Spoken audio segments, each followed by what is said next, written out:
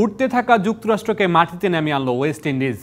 Super 8-এর ম্যাচে ইউএসএকে 9 উইকেটে হারিয়েছে সেমিফাইনাল রেসে টিকে থাকলো উইন্ডিজ।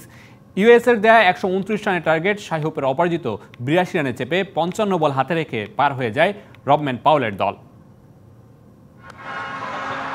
বিশ্বকাপের দুই আয়োজকের লড়াই, সেমির পথে দুই দলেরই do or die match.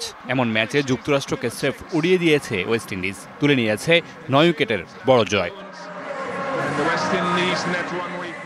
ব্রিজটাউনে toss হেরে ব্যাট করতে নেমে শুরুটা ভালো হয়নি যুক্তরাষ্ট্রের। দলীয় 3 রানে স্টেভেন টেইলরকে ফেরান আন্ড্রে রাসেল। এরপর ঘুরে দাঁড়ায় ইউএসএ। দ্বিতীয় উইকেটে 48 রানের জুটি গড়েন আন্দ্রেস গাউস ও নীতিশ কুমার। 19 বলে 20 রান করে নীতিশ ফিরলে ভাঙে এই জুটি।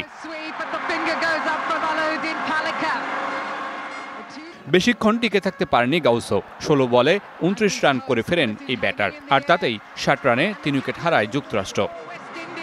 ঢালাইয়ে দৃঢ়তা, নির্মাণে নিশ্চয়তা, প্রিমিয়ার সিমেন্ট, ঢালাইয়ের রাজা।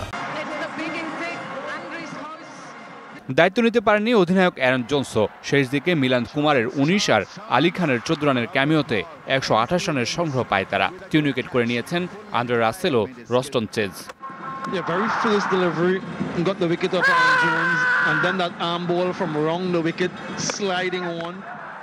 জবাবে মারমুখী শুরু ওয়েস্ট ইন্ডিজের। 7 ওভারে 67 রানের জুটি গড়ে ফেরেন ওপেনার জনসন চার্লস।